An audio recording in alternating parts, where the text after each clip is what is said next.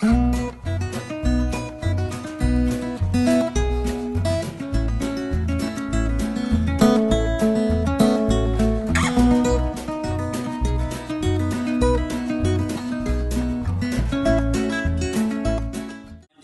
and with me is a legendary star of the Grand Ole Opry, Jesse McReynolds. Hi, Jesse.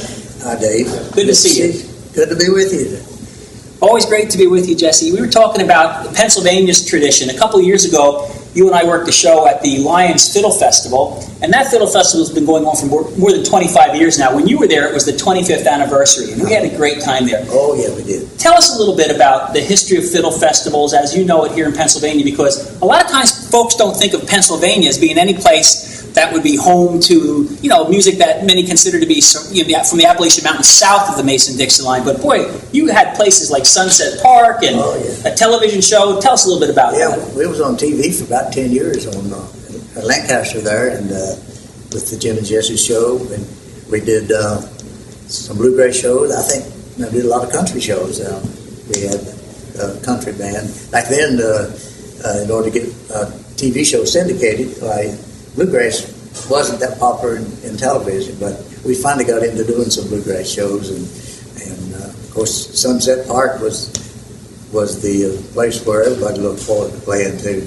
The Grand Ole Opry artists, I think that was one of the places that they always looked forward to playing, and everybody played there. I heard that the Sunset Park was actually referred to as the Grand Ole Opry North. Yeah, I could agree with that. Yes. Okay, yeah. All right. And how about the history of fiddle festivals, where we have this rich tradition of the young folks learning from the older folks? Like, you've mentored many people. I don't want to call them students, but the way we do it is we get together and we play music, and you've done that with your grandchild now. He's playing with you. Oh, yes. Well, I grew up, and that's what we did. That was our entertainment, was live music, sitting on your front porch, or in the wintertime we'd go inside, and fiddle music was the main thing. My grandfather was a fiddle player. All my uncles played fiddle, and I started out as a fiddle player. I wanted to be a fiddle player until my brother and I got together as Jim and Jesse, and I had to do the lead singing. And in order to do the lead singing, it's not easy to do it and play a fiddle. That's right. That's right. A few people have done that, but fiddle music is very popular in our family, and it's the main part of country music. I think if you take the fiddle out, then you lose a lot of the original sounds of how country music started. I'd have to agree with that. The fiddling is really fantastic, and it's great to help keep that tradition alive. Now, you have two real signature parts of your music. Number one, you are literally the inventor of the cross-picking style of mandolin. Mm-hmm. And number two, you have always been progressive-minded, although I hear you say things like, well, we're not going rock and roll, but you make it seamless the way you do it. Let's talk first about the cross-picking, and then a little bit about the progressive sound of Jesse McReynolds. Yeah. Well, the cross-picking came about, I had this thing in my mind ever since I was going to school, that I wanted to play music, and I wanted to create, be my innovator, I guess you might say. And so when we got to playing, Jim and I started, we played copied Bill Monroe, the Monroe brothers, and Belmore brothers, and the Carter family, and all those people back that way. But we started out, Jim was playing, he bought the mandolin. He got out of the Army in 1942, I guess, and I think that's when it was. As I get older, my memory slips a little bit. But he was a mandolin player. He didn't. Every time he lay it down, I'd pick it up, and so we changed instruments. I started playing mandolin, he took the guitar, and so I wanted to play like Bill Monroe, and I found out that wasn't easy. So I copied quite a few people. Jethro Burns, and named Paul Busker. He played sort of like Jethro. And Red Rector, he played with Carl Stoll. And I was influenced by a lot of different mandolin players. And so after we got into traveling on the road, I heard Earl Scruggs started with Bill Monroe playing banjo, and I heard him on the radio on the Grand Ole Opry. And I didn't know what he was playing until I went to work with Pope Jenkins, who played banjo like Earl, except he played it backwards. He played the backwards roll.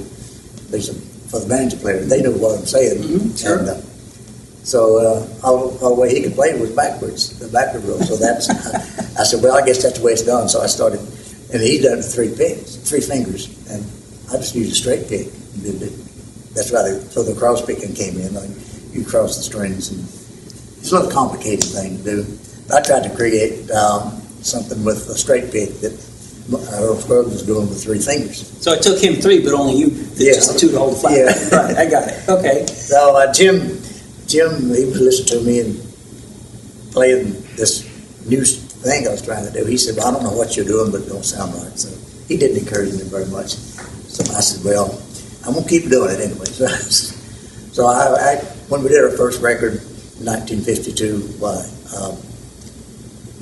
I did the cross picking on a song called Are You Missing Me? And it really created a lot of curiosity that this is a different style of mandolin playing. What's he doing? Yeah. And so from there, it was accepted more throughout the bluegrass field. And, so I'm still working on things. Every day I practice a little bit, and I don't just sit down and play a tune. I just sit down and see where these fingers take me. So I write tunes every day, and if I don't record them, I'll come back the next day and say, now what did I do? I'll forget what I'd done the day before. So, yeah, it's a good. Take a little recorder with you. I find I have to do that these days too. I've got a little recorder. I sit with a shirt pocket recorder that you sit down and just get it down where you hear it. And then I'll go back sometimes 2 or 3 months later and play this thing I put on this little tape recorder. Then I have to figure out, how did I do that? That's right. How did I do that? Yeah. Well, it's a sound that absolutely sparkles. It is unique to the bluegrass world, what you created there. I mean, folks, we're talking literally with the man who created that cross-picking sound on the mandolin, and it's a wonderful thing. And you talk about innovation. Not only did you innovate that, but also then you taking songs by contemporary artists like John Prine and Jerry Garcia, and just your thought about why do you do that? I mean, what would interest you about that? I listen to a lot of music. I listen to all types of music, and when I listen to it, I get this thing in my head. Now, how could I convert that to my style of music, or work it out in a different way where it would be my creation a little bit? So that's how the Jerry Garcia project came about. Through the internet, my wife, she got acquainted with Sandy Rothman, who was a banjo player that traveled with Jerry Garcia back in the 50s, and they came back from out here from California, and they watched our TV shows, and they come to festivals, and they were too shy to come up, and they said they're too shy to come up and say howdy to us. They buy songbooks and things. And he said they were too backward to ask us to autograph them. And I said, I guess I met Jerry Garcia somewhere along the line, and in a way, and I found out he was a fan of ours, and he liked bluegrass music, and so Sandy, he suggested that I listen to some of their music and consider doing a tribute to Jerry, because he was such a fan of bluegrass music and the Jim and Jesse sound. So my wife had she was a Grateful Dead fan, and she had all their albums, most every song they ever recorded. So she started playing these songs for me, and I listened. I said, well, I'll see if I can find the ones that I can handle in that type of music. So I did the Black Muddy River, which is beautiful, absolutely beautiful song. And after that, I just went in and picked out. They recorded thousands of songs. So I went and picked out the more simple ones that would go with my type of music, I think. Then I got some of Jerry's friends to help me on the project. David Nelson, he and Jerry formed the group, the New Riders. Mm-hmm. And so he came to Nashville and played with me on the Grand Ole Opry. First time we ever done a Grateful Dead song on the Opry. First time anybody did, I guess. Well, there you go. The innovation of Jesse McReynolds. I'm telling you, at the time of this interview, Jesse, I know you're not shy about it. We talked just the other week about it. We're celebrating your 83rd birthday. Yeah. And more than 60 years involved with music and professional entertaining. And at this show, when we're filming this, is at the Pine Theater in Allentown, the Pines Theater. And just a comment about, before we go, a comment about your feeling about the room. You said this reminded you of something. Gosh, it's just like sitting in your living room playing. I mean, everything's so neat, and the sound is good, and you're right. The people are all around you, and it's just most relaxing show I've done in years. It seems like, and like we played the big festival out where they'll have 10,000 people. The night before we did this, and I enjoyed this much better as far as my personal feeling, as far as just enjoying playing. The people sat there, I knew they came just to see us. That's right. And the response we got was great. And it's just wonderful to sit down in a room like this, and where you're so close to the people, and it's like family, Just like a family. I love the sparkle in your eyes when you talk about it. You still have that sparkle in your eyes and that passion, and I think that's fantastic. Well, I told my wife the other day, I said, she said, you show practice a lot. I have to practice a lot in order to keep up with what people expect me to do. And I said, yeah, I'm addicted. I'm addicted to music like people are other things. That's a good addiction for everybody and for folks that love your music around the world. At the Pines Theater in Allentown, this has been a chat with Jesse McReynolds, star of the Grand Ole Opry, legendary bluegrass and country music performer. Jesse, I hope you'll stop by and visit us again soon sometime. Looking forward to working with you again real soon. Thank you, Nate. I enjoyed it and look forward to being back with you. Yep, continued success to you. So this is one of the most popular songs that we do. It's called Paradise.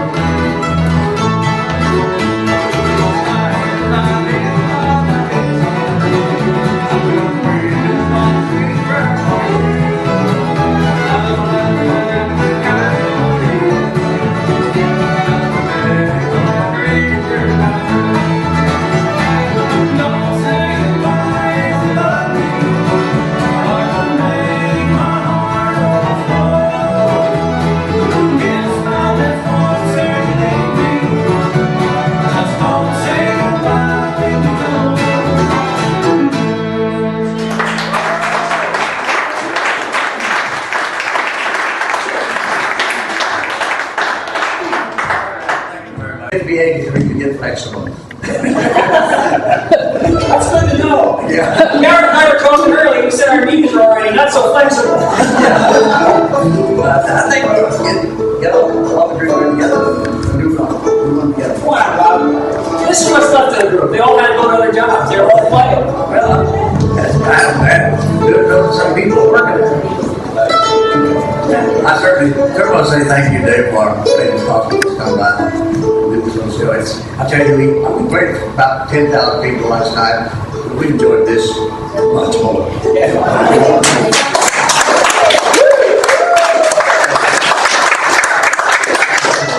This night we're all sitting here in the living room, we can sing together. That's why this dinner was a good choice for this today. Yeah. Hope we can come back to it again. Anytime you're passing through, you give us a call, all right?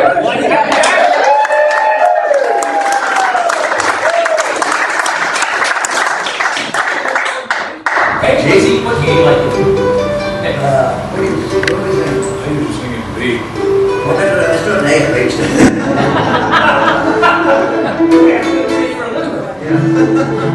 He's not tenor singing, he's doing it well now. Gotcha. So we'll trade off on this. You folks can clap and sing along if you wouldn't mind. Here again, the great Jesse McReynolds, star of the Grand Ole Opry and his band. Give him a round of applause.